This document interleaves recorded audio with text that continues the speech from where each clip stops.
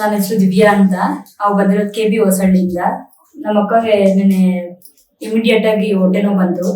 ಅವರು ಇಮಿಡಿಯೇಟ್ ಆಗಿ ಸ್ಕ್ಯಾನಿಂಗ್ ಮಾಡಿ ಚೆಕಪ್ ಮಾಡಿ ಇಮಿಡಿಯೇಟ್ ಆಗಿ ಆಪರೇಷನ್ ಮಾಡಬೇಕು ಅಂತೇಳಿ ನೆನ್ನೆ 7 ಗಂಟೆಗೆ ಬಂದು ಅಡ್ಮಿಟ್ ಆದ್ರು.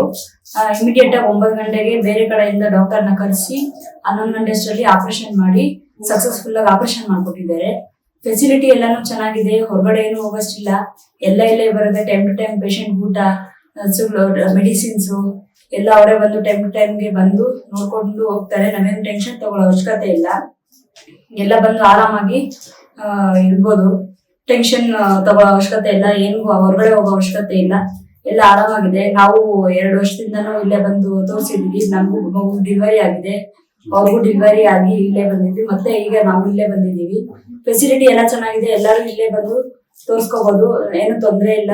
99% ಎಲ್ಲ ನಾರ್ಮಲ್ ಮಾಡ್ತಾರೆ. ಇನ್ ಕೇಸ್ ಏನಾದ್ರು ಎಮರ್ಜೆನ್ಸಿ ಇದ್ದು ಏನಾದ್ರು ಪ್ರಾಬ್ಲಮ್ ಇದ್ರೆ ಮಾತ್ರ ಆಪರೇಷನ್ ಮಾಡ್ತಾರೆ. 99% ನಾರ್ಮಲ್ ಆಗಿದೆ. ಎಲ್ರಿಗೂ ಬಂದು ತೋರಿಸ್ಕೊಂಡು ಎಲ್ಲರೂ ಸಂತೋಷವಾಗಿ ಹೋಗಿದ್ದಾರೆ. 99% ಎಲ್ಲರಿಗೂ ಒಳ್ಳೇದೇ ಆಗಿದೆ. ಬಂದು ತೋರಿಸ್ಕೊಳ್ಳಿ.